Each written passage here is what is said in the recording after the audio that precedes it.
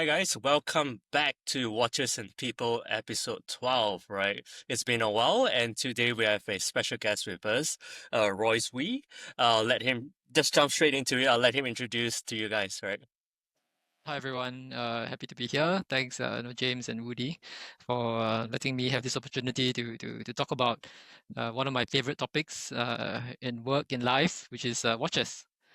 Yeah, so a quick introduction about myself. So my name is Royce. I'm the founder, designer of an indie micro brand called Tennet Watches. So happy to spend a bit of time with all of you to share more about Tenet, its origin story, the whole design ethos behind it, the entire philosophy behind the brand, and of course answer whatever Perfect. question that anybody might have. Great. Awesome. Awesome. All right. So before that, let's just take a quick minute to do a wristwatch check, right? So starting with you, Royce. I'm obviously biased, so I must be wearing my own creations. I'm wearing a Tenet watch. I'm not sure whether you can see clearly from the camera. So this is the Tenet in vermilion. So it's the red-hued dial variant of the Tenet Somerset. Yep. Over to you, Woody. Well, I knew the guess it ahead of time, so obviously I was going to wear the watch that I got from him. So I'm also wearing a Tennet Somerset. Coined this, and he knows it. I coined this the Founders Edition, because it's the template that he used to design the rest. And very happy to call myself an owner of this. So yes, I have bias as well. All right. Sadly, I don't have a tenant, but I did had a hands-on on it before Woody got this. So I collected the watch for Woody. So we're talking more about that, right? But what I'm wearing today, it's a watch I haven't been wearing for quite a while. It's the GS Snowflake, right? The original one, SBGA 011 with the double Seiko logo. All right. All right. So, right, jumping straight into it. Before we get into like I say, you have two hats, right? One is the owner of Tenet, and one Yeah. is Royce as a watch collector. Let's Before we get into Tenet, let's start off with Royce, the watch collector first, right? What when did you get into watches, and what makes you get into watches? Sure, sure. And I'm happy to say that we don't necessarily need to bifurcate the two because at least for Tenet's case, the origin story is one and the same. In the sense that before I founded the brand, first and foremost, I'm a watch lover, watch collector for as long as I can remember since time immemorial. Although if I would truly try to mine my memory bank, so to speak, I reckon the earliest memory the distinct memory I can find is probably around secondary two. So that would be around 14 years old, thereabouts. Just a lazy afternoon on the weekend, nothing to do. I was just lazing around in the living room sofa, and I came across this full page advertisement of a magazine, full page advertisement of a Patek Philippe Nautilus, the 5711. And that left an indelible impression on me because for the first time in my life, I saw a watch not just as a mechanical tool or instrument to record measure time, but really it can be elevated into almost a cultural phenomenon, a work of art that is truly beautiful, right? That truly speaks to one's heart. And I find this combination of how this little nifty tool is both something that measures time but also stands outside of time to be very poetic, to be very deeply profound and meaningful. So since then I think I've always been interested in watches. I've been in terms of my watch collecting journey, I've gone through the entire gamut, right? From getting the Seikos, some of the G-Shocks, so anything fun, wearable, they can accompany you in the various types of activities through life. I also went through the Rolex journey, right? As a proper watch, right? When you start work, you want to be seen to be wearing so-called quote unquote proper watch. At least the kind of bad circles that I was involved in, right? So it was a Rolex watch, right? So the Rolexes and beyond that, some of the more indie brands like the Depertunes, the Moses also came into the picture. So it's just from one rabbit hole to another rabbit hole, and just sinking deeper and deeper. Mm. All right, interesting. Right. So, what it's would you consider your watch collecting philosophy? I think maybe then and also right now, right? What do you collect? Do you look for, um, the best movement out of there, the best workmanship, aesthetic, history, and so on, to just give us an idea of like what kind of collector you are. I would say that I'm very liberal, I would say, in terms of my watch collecting taste. Very diverse. I don't necessarily go to any particular brand or zero in or zoom in on a specific feature, and that becomes my be all and end all. So, for example, I have watch collecting friends who collect all the different variants of a diverse watch. Right, so to him it's just diverse watch from the Rolexes. Then you have the IWC the diverse equivalent. So from one brand to another brand, but just the diverse watch. Then you have another friend who may just be looking to be a purist for a specific brand. Like for example, my own brother, my own biological brother, he only collects IWCs. Right, on the different complications, from the simple marks, to the perpetual calendars and what the chronographs. But for me, I go by what appeals to me on the aesthetic sense. And I think my aesthetic taste is very broad, very diverse. I don't really necessarily only like one specific look. So depending on my mood, depending on what or how I can pair that watch to what kind of outfit, what kind of occasion, what kind of activity, then the watch becomes the solution to meet that need, so to speak. Fair enough. So with you being in the watch collecting journey for quite a bit right now, what is there anything you would change if you were able to go back time, sort of to change in terms of your watch collecting purchases and so on? Not really. I can't really think of any regrets I've had when it comes to my collection. In terms of buying watches, I've not regretted any purchases. The only regret I can think of is selling the watch, right? So I went through this period at a certain point in time where I thought, I only have two wrists, right? And I can only, do a double wrist roll that many times, right? Without looking like a fool or making a complete fool of myself. So I went through a certain period where I wanted to consolidate my collection, right? So I think I went from around 12 watches or so. I wanted to cut it down to 5, maximum 6, right? Kind of like a one watch a day for the week lah. That's a very broad logic. And I so I went through that. I went through the process, and that was extremely painful, right? And until today, I can still feel that pain, so to speak, that kind of phantom pain, like, oh, that particular watch, I no longer have it in my collection, but I can still feel that it's in my collection, Then when I open my watch drawer, I can't find it, then I can feel the pain, and it's get replayed in my mind all over again. Right, then I will go to Chrono 24, some of the watch websites to try to see whether I can locate the same watch, not just the same model, but the exact same watch. Of course, it's a foolish errand, right? So I never quite I wasn't able to successfully reverse time, so to speak, right, to recover those watches that I lost. Then in the end, how I lived with myself is that I thought that the kind of funds that I got from selling those watches kind of it lives on through the other watches I've bought since then. You know what I mean? Like that particular watch, the spirit of it is somehow in this other watch that I bought since then, since that period of slimming down. Yeah. So since that episode, I've never sold a single watch. Wow.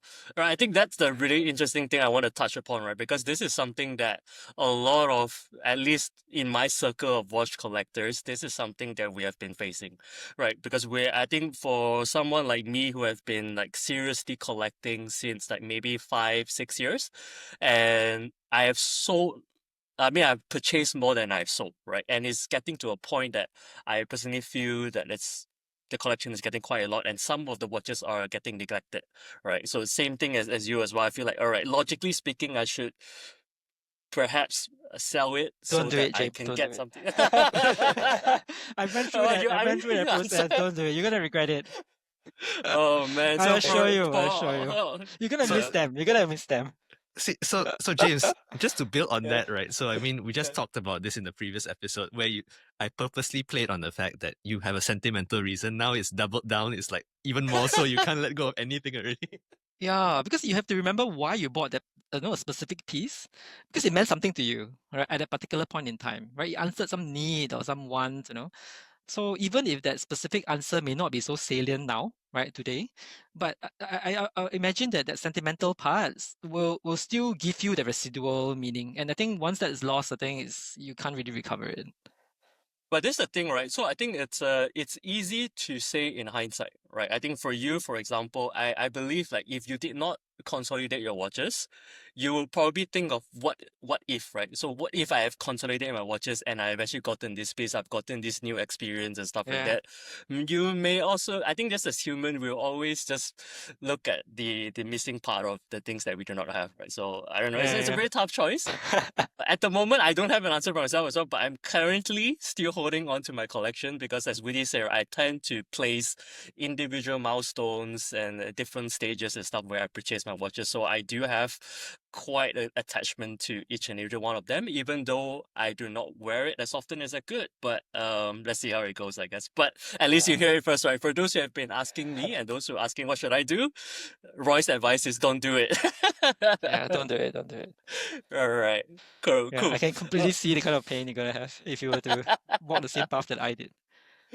Oh man, no, that's tough. Okay, interesting. All right, so I can move on, right? I think we will. I mean, we've heard enough in terms of how you get started, and then in terms of your journey, in terms of your thoughts towards watch collecting, and now guide us through on like how did Tennet came about? Where did this idea came from, and what gives you the courage to finally execute this entire project? Sure, sure. So going back again to that, that lazy afternoon, I think that Tennet seed was kind of planted since then. Then I went through the whole process of collecting, whatever caught my eye, whatever sings to me, sings to the heart. And in the back of my head, there's always been this quiet yet persistent voice, essentially saying that, like if because as watch buyers, that it's it's it's easy to be an armchair critic, right? Like for example, we will say, oh no, this particular watch, why is the size, why is it 40? Why can't it be reduced to 38? Why is this so thick? Why do they use a certain font on the dial, so on and so forth. All right. So there's never so-called a perfect watch. All right. We can strive towards what we think is perfection through what we buy. All right. But at the same time, at least for me, I've always had that quiet voice in terms of if I were to put myself in the hot seat, so to say, so to speak, right? Will I be able to design what, in my view, is an archetypal wristwatch for the modern wearer, right? Man or woman, right?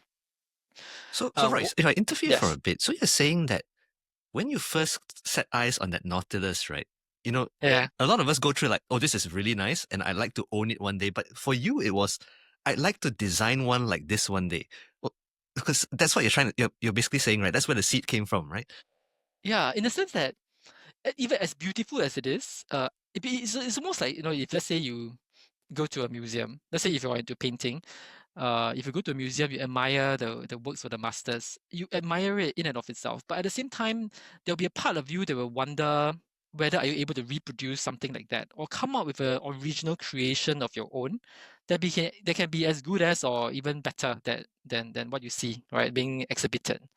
It's almost like that. Or if you read a marvelous novel, right, by Steinbeck or whatever, and then you're so impressed by it, and it kind of inspires you to become a writer. Yeah, but of course, also with the humility of knowing that there's a long journey ahead, right? There's much that we can learn in terms of perfecting our craft, and the so-called perfection, may just be an elusive goal, and the perfection is more in the pursuit of it rather than ever arriving at that place as a destination. So it's almost like that. So the quiet voice is always like kind of pushing me, challenging me to see, am I able to come up with my own design, right? Beyond being an armchair critic, right? To put myself in the hot seat and to be able to, in a way, parlay my watch collecting journey in terms of my experience, all the monies that have been expended, or rather invested, quote unquote, right? And be able to come up with a product that, in my view, ticks all the right boxes, right? In terms of good quality design, in terms of the craftsmanship, in terms of the excellent build quality, providing that reliability, providing that value, the bang for the buck. Yeah, so there's always been that push, so to speak. So But it's what was never the been more tipping? than. So what's the tipping point then? Because I'm just curious. It's like I will admit, even as I go through my journey now, people have asked me. I think James at one point even asked, "Have I ever thought of doing something like this?" Right? Yes. And Do you? I'm sure. Yeah. I honestly have to say, maybe it's the humility part that you point out to. I've never had a design in mind, so I don't even have something on canvas, right? So I find that very intriguing. But if we now go to the point where this has been a seed that's been planted, right? So at what point did it become a tipping point, right? You went Yeah. from Yeah. looking at watches to like, now's the time. I Correct. now want to There's a execute it. very clear, at least in my case, it's a very clear tipping point. The tipping point was actually COVID. It was during COVID, pandemic, when things shut down. I think that really became a very like that inflection point in life for me. Before that, so my day job then during COVID happened was that before that I was a lawyer, right? And then I became a civil servant, uh, doing legal policy, governance work. So it's a very safe, very, very, very steady kind of a job, rewarding as well, both in terms of meaning as well as materially. And at a certain before COVID, I could just see myself just continuing down this journey, until retirement. But when COVID struck, I think that really upended a lot of assumptions in life for me.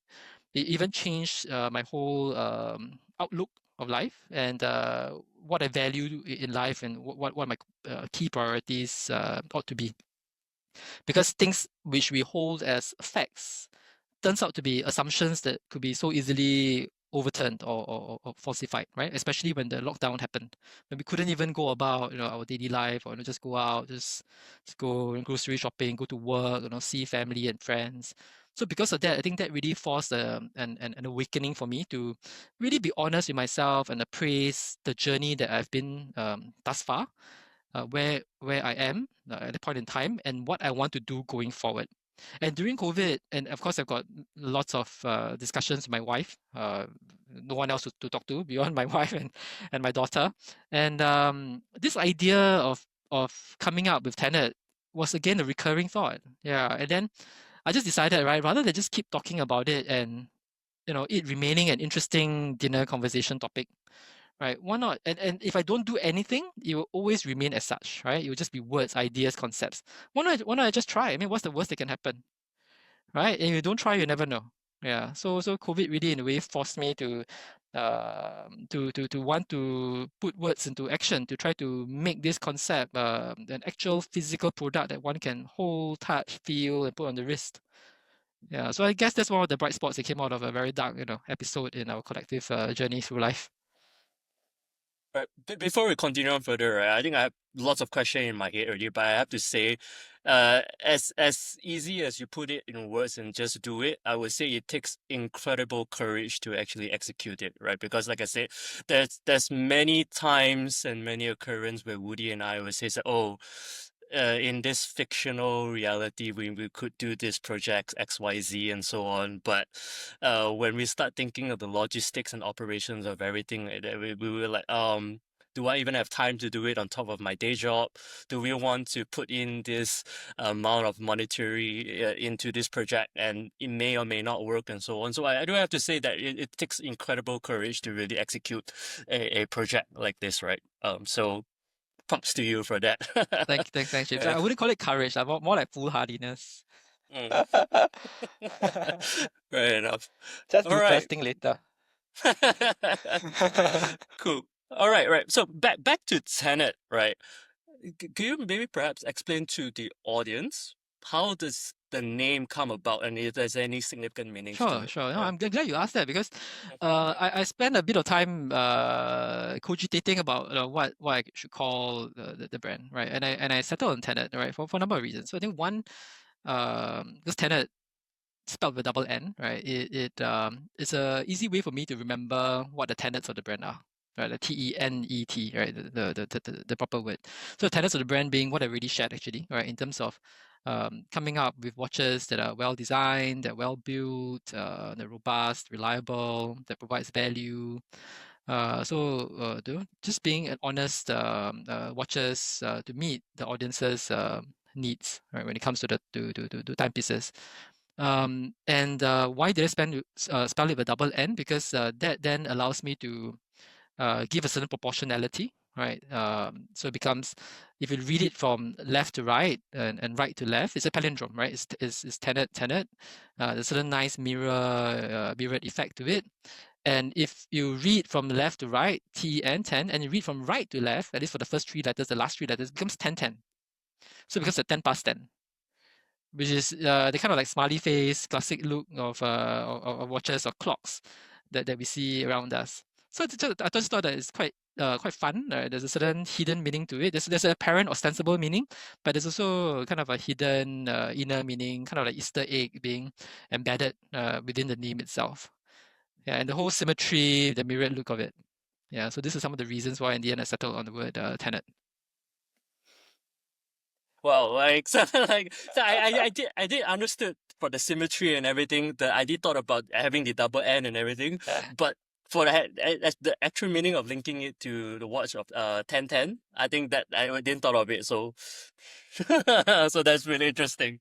Nice Easter egg that you have over there. All right. So jumping into it, right? Yeah, Your launch of the the Somerset. Somerset, I think Yeah. believe is 2023 or early 2024. I can't remember around there. 2020, yes, I think 2023 and 2023. That's right. The time Right. flies when having fun. Run us through how long do you take to actually from Yeah, designing to launching this product? it took around 2.5 years. Yeah, during COVID. Yeah, so I would say it started around late 2020, early 2021. Right in the thick of COVID, in terms of conceptualizing it, in terms of coming up with the initial design or sketch, coming up with what even like the very basic question of what Somerset ought to look like, right? It ought to be a three-hander. The size of it in this case being 38 which I think is quite a good size for men, for ladies, especially good for Asian wrists, I would say. That sits comfortably on the wrist. To the kind of dial design. So I think all in it took around 2.5 years. Of course, the prototyping it, finding the right movement supplier to collaborate with, making sure the finishing is up to par, testing it before it's ready for launch. Okay, interesting. And what makes you like design or maybe just run you through the entire design process, Sure. Yeah. right? Like it's like it did immediately start off with, like you mentioned, a three-hander, it is a sector dial, Yeah. and Yeah. then like there's the movement plays in part of like how you can design it and so Yeah. on. Yeah. Yeah. So the way I saw it is that I wanted Tennet to not be a flash in the pan, so to speak, right? I want to lay a strong, sturdy foundation for Tennet. So in a way, there's my desired end goal is to really leave an option for my young daughter, right? In case she grows up, she doesn't want to work in a 9 to 5 kind of office environment. Then at least Tenet becomes like a viable alternative or pathway for her, right? So with the end goal in mind, then working backwards, I want to make sure that there's a certain product roadmap. Right? And I think for the very first launch for the brand, I wanted something which is simple, which is classic, that in a way has a certain design that is timeless, that stands the test of time. And to me, personally, nothing beats having a very simple three-hander, just hour, minute, centrally mounted second hand.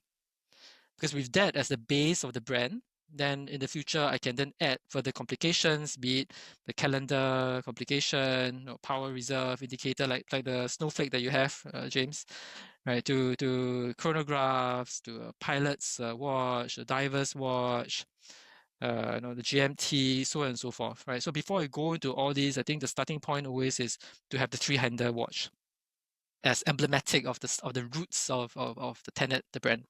So with this in mind, I then picture myself, not just in a quiet environment, just closing my eyes. What would that archetypal three-hander watch ought to look like? Right? I spoke about the size, 38. Right? I think 38. I settled upon that quite early on the design process. Then the next question is, how do I then maximize this very limited and precious so-called real estate on the wrist, right? For 38. And the sector dial then comes to mind. right? Because sector dial allows me to split up the dial into different concentric circles, and that then allows me to have a certain depth, a certain richness to the dial, and it allows me to also play with differential finishing for each of the sub concentric circle of the sector dial. So that's how the whole design started. That's how it progressed. When it comes to color, Woody mentioned what he's wearing, the moon or the silver variant being the classic, or rather the founder's edition, and he's spot on, because when I was conceptualizing the Tennet Somerset, it was indeed with the silver dial in mind. So that was indeed the original, the very base of Tennet as the brand. Then when it came to the selection of the different finishing of materials for each subsector, I essentially then decided to go with something a bit grainy on the railway track. Then there's a bit of the grainy surface, a polished ring, and then with the silvered circular sunray finishing, because I think that will give a certain layered, rich complexity to the dial, such that from a distance it seems to be a very plain, simple look.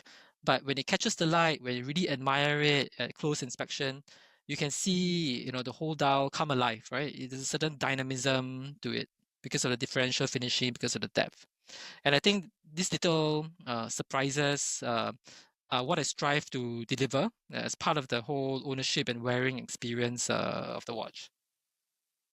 Perfect. I think you touched on the point that I want to talk about as well, right? So, when Woody first purchased, make his decision to purchase it, I did find, at least from the still images, the silver does look a little bit plain, right? It look a bit bland. And immediately I look at the case, I told him like the thing that caught my eye the most is actually the lux, right? How it The horn lux, protrudes out a little bit, how it's not Yeah. like a standard looking lux. Those that really attracts me. But I have to say, after having a hands-on experience with the watch, like you mentioned, having it dance around the light versus a standard still images is very, very different, right? So for those Yeah. who are considering to purchase a Tennet and you have only seen the still images, I suggest going into their Instagram. I believe there are some videos that Yes. actually shows how the light plays effect in terms of the look and feel of the entire watch, right? And like you mentioned as well, there are several other color. I believe the one that initially caught my eye the most is the blue, if I'm not mistaken, because that is really popping. And if I'm not mistaken, it has a different Second tip. second hand Yeah, thing. the yellow tip. Yeah. So that Yeah, to the me pop of really caught my sunshine. eye. Yeah. Mm. Pop of sunshine for the wrist. Right. So on that note, right, just because like I said, having a hands-on experience of this versus the still image is extremely different. For anybody that is in, let's just say, Asia, is there any place that people here could actually have a hands-on demo of the watches that you want to shout out to? Yes, actually, I do have a number of retailers, the brick-and-mortar retailers. We've agreed to partner with Tennet. So one is Red Army Watches. So you can find them at Suntec City on the first floor. And then the other one is at Far East Plaza. It's called Luxury Time, the small watch shop there. It sells a mix of pre-owned and new watches, including the new Tennet pieces. Yeah, so those a few pieces are left in these two retailers. Yeah, so if you have a chance to visit Singapore, in the vicinity of those two places, Suntec City and Far East Plaza, do drop by, take a look, and see the watches in the flesh. Yep, you heard it right. And just correct me if I'm wrong. I hope I because I've only seen the new one. I'm not sure if there's anything changed, but you do get a leather watch pouch with it as well upon Yes, purchasing the watch, right? It that's right, from still Deluxe. applies, right? Yes, that's right. Perfect. So I work with Yeah. Deluxe, another Singapore, strap provider. Yeah, so they provide I work with them to customize the leather pouch as well as the leather straps. Speaking of the straps, due to feedback and customer demand, a couple of months ago, I actually launched Tennet's first ever bracelet. Yeah, so you can check it out as well. Yeah, so you can buy the watch with the straps, or you can add on with a bracelet. Yeah, so just options given to customers. And Yeah, I'll definitely for those who are watching the YouTube as well, I'll plot in all those various pop-up images and so on. But yeah, I'm interested to have a look at the bracelet as well because I remember browsing the website yesterday. It kind of looks like a Speedmaster 321 flat link bracelet. So it looks really really nice. Interesting choice as well. Just one question on because I did see in the website the clamps is quite long. Is there any like micro adjustments available Yes, in there's there a as micro well? Yeah. adjustment. Yeah, right. Yeah, I got sharp eyes. Yes, the micro adjustment is included there. Because that Tennet is actually water tested to 200 meters. So while it has a very classic, design ethos, aesthetic, it is designed or engineered to a high degree of quality that actually can withstand swimming and water activities to 200 meters. Perfect, perfect. All right. So what is the biggest challenge or hurdle you have faced from designing or launching Somerset? Sure. Before I answer that question, I thought of just wanting to quickly double click a bit on what you shared about the lux, right? Because it's brilliant that you touched upon the lux because I spent a lot of time again agonizing over the lux. Because one of the things, one of the tenets, right, so of tenet is that I didn't want anything to be, prosaic or duplicative or something that's merely just copied off the shelf. So every single part, I want to make sure there's a certain tenet look and feel to it, and I spend a lot of time with the lux because that's a core component of the overall look and feel of the watch, right? So the original design inspiration is Vacheron's Conde Vache, right, or the bull horns, but I modernized it. I pinched it some more a little bit at the edges. I gave it some differential finishing and make it a bit more flat, also to give it a more modern, updated look, I would say, that's fit for the times. And kind of linked to that also is that if you look at the watch as a whole, you'll be able to see one commonality, which is this teardrop shape. If you look at the shape of the hour hand, the shape of the minute hand, the tip of the small second hand, they all in a way have the shape, the silhouette of the teardrop, right? The water drop. And if you look at that, now down to the lux again, you look at the lux, you imagine you plug out the two lux and combine them, they actually kind of again forms that the reverse teardrop. Yeah, so the intent again, that is speaking about Easter eggs, that when the customer or the person looking at the watch holds it, looks at it in detail, there's a certain coherence, a certain consistency that flows through the entire watch from top to bottom.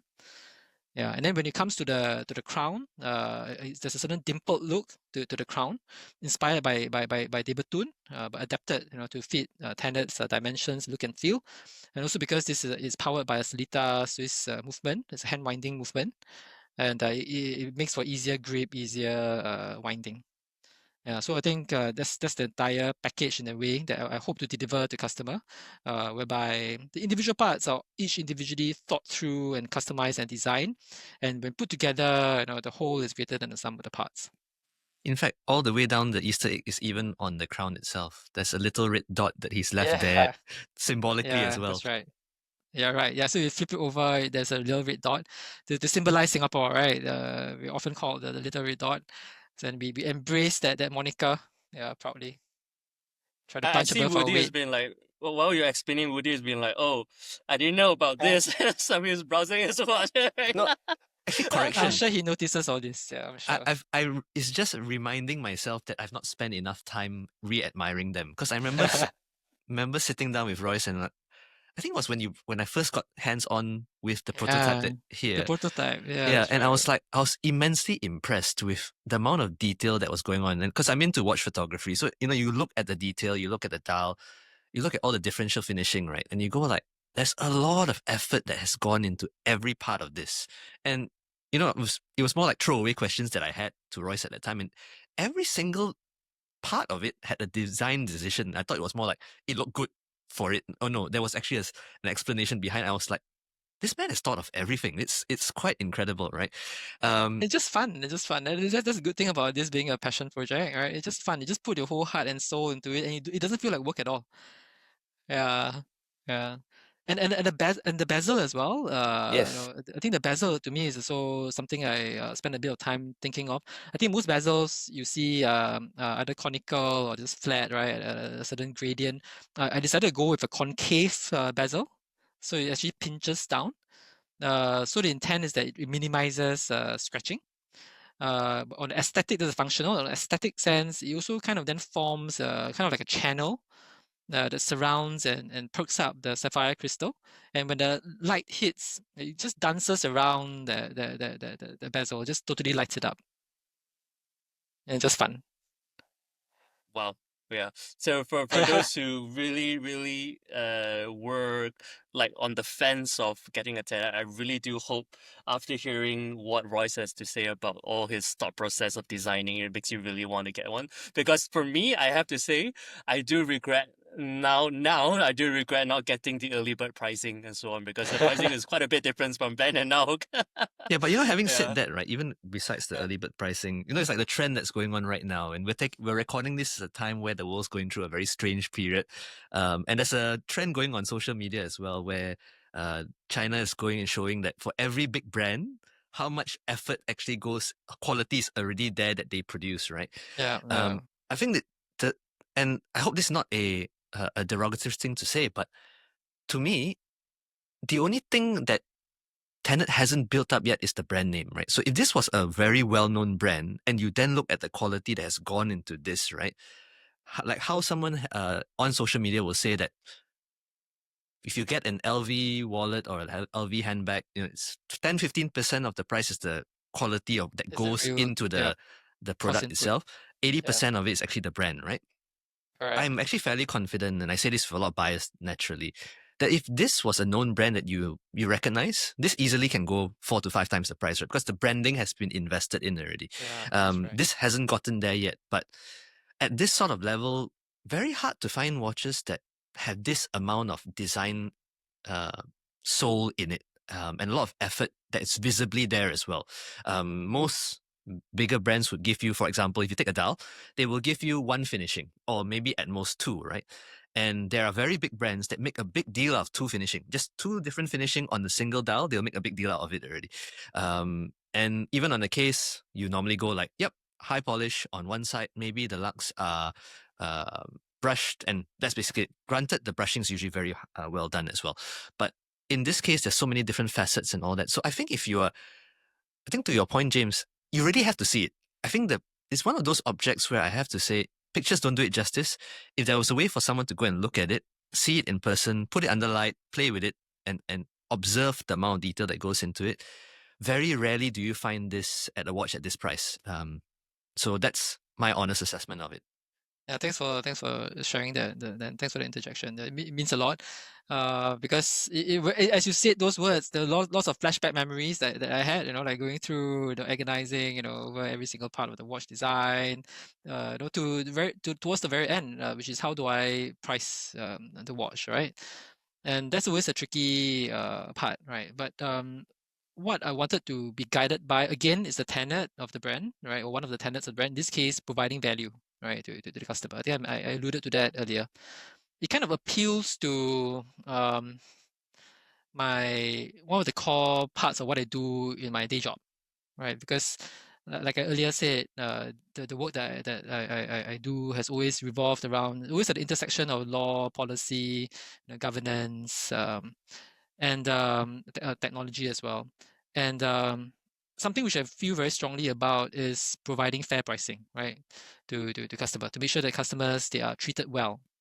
I think many brands today, not just in the watch industry, but I think across many verticals, is being uttered as a rhetoric, right? That the customer is king, right? They treat customers, they put customers' interests and center stage, so on and so forth. But if you really look at the actions of many brands, that's often not really the case. I think brands really try to maximize their margins, right? If using the marketing prowess, utilizing the market share, the market power, right, to squeeze the supply chains and not even passing on the savings to customers, but to really inflate their own margins.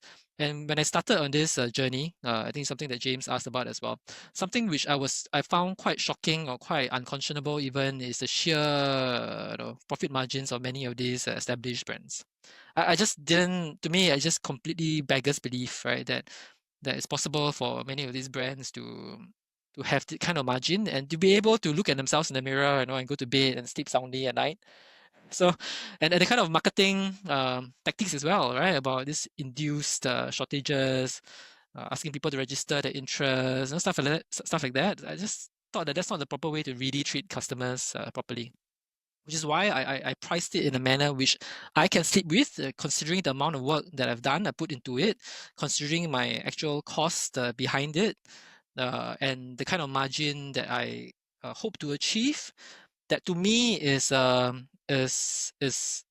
reasonable, something that I can honestly hand to heart say that is something which I'm not ashamed of, because that then allows me to reinvest the funds into the brand, into the new iterations and new products as part of the whole product roadmap that I mentioned, right? But not at a decent level, which to me, I wouldn't be able to sleep or look at myself in the mirror with, or to be able to tell my daughter about, right? Because ultimately I want to hand this off, as a viable business option to my girl. Yeah. But marketing is, so again, going back to your question, James, in terms of the difficulties and something that Woody touched upon as well, it's really the biggest challenge I have, having in a way reified that dream, right? Made it real and make it into a real product out there in the real world, is how to increase the awareness of the brand. I find that to be quite a tall order. I think it's something which I'm still working on, and I think being on this podcast hopefully will help. Open. All right. Yeah, so that's really, really interesting. Perhaps I think we're gonna wrap up the podcast soon. I think one thing that I'm keen to, or perhaps the audience is really keen to know as well, when can they expect the next lineup for Tenet, and any teaser you could potentially provide as well. um, uh, Again, right, before I answer that question directly, I'll give a bit of Chong Hei, spiel first. So if you turn over the Somerset piece, you see the finishing of the movement, and around the circumference of the case back, the motto of the brand is engraved, right? And it's a Latin phrase that says "Nolite timere," right? And I wanted to take this opportunity to share that, because I hold that very close to my heart. Right? It kind of is the spirit or the heart that energizes, that enlivens the brand. And "Nolite timere" in English, it means be not afraid. Yeah, do not fear, do not be afraid. And there's a certain historic or biblical origins to that, right? So it harkens back to the time when, considering today is Good Friday, right? So I think it's very apt to share this story. Harkens back to the time when the disciples of Jesus were stuck in a storm. They were worried that the boat they were on was very rickety, it may sink. And then suddenly, they saw this apparition walking towards them, and they all became even more afraid. It turns out to be the person of Jesus, right? And when he reached the boat, the first words out of his mouth were exactly that: "No, be not afraid. It is me." Right? Very simple words, but to me also extremely quietly powerful. And I think it is with this spirit and intent that I hope wearers of the brand, or buyers, supporters of the brand, will carry with them as they live their lives, as they go about fulfilling and realizing their dreams, their hopes, their ambitions for themselves and their families, to make the world a better place, right? As corny or cliched as it may sound. But that is my true, sincere hope and belief, right? That this Nolite timere as the spirit, right, of the motto of the brand. So in that same spirit, right, now that Somerset is out, or since Somerset came out, I've been also actively thinking about the next launch as part of the product roadmap. And I wanted to do, so there are two ways about it. One is the safe and simple choice of adding a complication, right, to the Somerset. In this case, adding a date complication. But I want to move away from a date window, because they may mar the simple, very symmetric, clean, pure look of the dial. So I'm very minded towards having, so as a teaser, right, I'm very minded towards having the dates being inscribed around the rehaut, and then having a fourth hand as a pointer hand that points to the actual date. That's a safe route. And then there's the foolhardy route, which is come up with a design of a product that is quite different, right, from the more classier Somerset look. So being the foolhardy, ignorant, risk taker that I am, I'm opting for the latter. So I'm actually coming up on designing the first diverse watch of the Tennet brand, right? As a contrast, right, to the Tennet Somerset. And the design challenge then is, how do I come up with such a different product, but still be coherent, still be loyal, still be, have that certain um the When you see it as Tennet, like, yeah, basically. exactly. Yeah, yeah. Yeah, that same the same link, right? The organic link to Tenet as the brand, right? So there would be some consistent design language that will port over, right? I can't say too much, right? Like some of the I kind of really mentioned about the teardrops. I kind of mentioned about differential finishing. I kind of mentioned about the lugs and the crown. So some parts will be ported over for the coherence. So the intent really is that regardless of what product in the product family a person may want to buy, at first look, they will know that it's a Tennet watch. Right? It's not something that is generic or something that's derivative, but it's original to the Tennet family. So watch this space for more. Okay. Right. Looking forward to it, right? So hopefully we get a hands-on review on the future podcast, but let's see. But yeah, thank you so much for sharing. It's been extremely insightful, and I definitely, even though for someone that has handled the watch and have been doing my prior research before this episode, yesterday, right? I think there's still a lot that I did not know about, and I hope the audiences have really good time hearing about all this as well, right? Yeah. So one more thing, like any last before to close this off, like any last thing that you want to say to um anybody that supported your brand or anybody that is looking to purchase your brand and so on. Yeah. Definitely a big thank you. A big thank you to you, all right, James, for giving me this chance to pontificate about Tennet. Thanks to Woody also for helping to make the connections, for being one of the early supporters of the brand. Of course, I thank all the supporters from the bottom of my heart.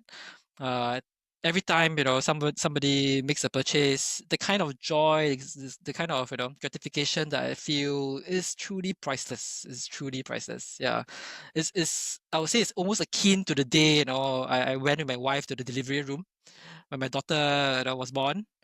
Yeah, it's almost akin to that. The sheer joy that you get out of it. Yeah, so a big thank you from the bottom of my heart. Well, I hope as your daughter hearing this is like, how dare you compare me with a watches? Which is That's such why a I said bit almost. I stick in the word almost. My legal training came in to save me there. All right, that's been really nice. But any last word from you, Woody?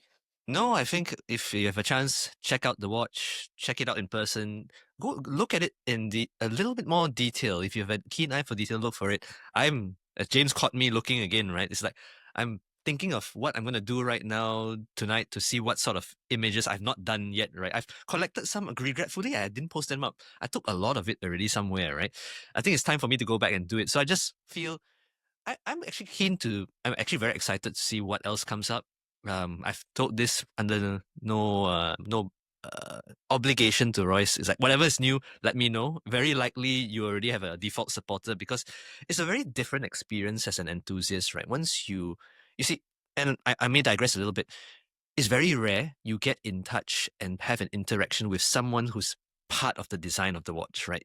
You walk into a known brand, you have no idea who designed the watch. You have no idea what went into the design of the watch at all, right? That connection is priceless. And for me, knowing who designed it is very powerful. And very often, most watch owners don't ever get that experience. And here's a brand founder who's very, very keen to share a lot of this, and it's visible in his work. So, final plug, go just check it out. I think there's a lot to be seen, a lot to be appreciated. Definitely. I Thanks think very that's what much, Woody. Woody mentioned is very, very relevant as well. Like I think when he shared his experience with collecting his harbing directly via with the two owners of him, right?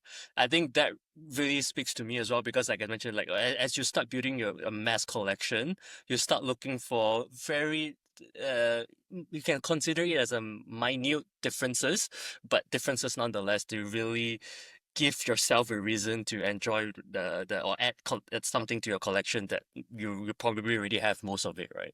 So I think that's going to be very relevant, and yeah, I'm definitely very, very interested to see what's coming next from Tenet, right? I have high hopes, so no pressure. And I'm just going to add one more point before I go, just Yeah. so everyone knows, right? I'm not sponsored by Royce. I actually paid for this with my own money. Yeah, that's true. I can't afford Woody anyway. But All I right. totally agree what he said. I think ultimately it's all about the humans, right? It's all about the human connections. Like even in this podcast, right? It's about friendships, and in a way, watches are just a means to an end, right? Be it like I said, that it times your dream, that Tenet times your dream is powered by our motto. But ultimately, it's all about the human connections, us encouraging, supporting each other, and growing together as a community. I think that's the true, joy, the true fun of watch collecting. Perfect, perfect. I think that is a perfect way to end it. So if you have any questions and so on, just plot it into the comment box. Be it either via Spotify or via YouTube, wherever you are watching or listening to this podcast. And if you have any questions as well, or reach out to Tenet or Royce directly via the Instagram, which I'll also plug into the respective description details and also right here on the screen, right? So, like I mentioned, don't hesitate to check it out. If you're on the fence, get down to Suntec or Far East Plaza if you're in Singapore. It's actually a long weekend in Singapore right now, so I actually might just go down to Senate to have a look and just see if I could like potentially poison myself to add in another collection to my but let's see. Right. But until then, we'll see you in the next episode. Right. So thanks everyone. Bye.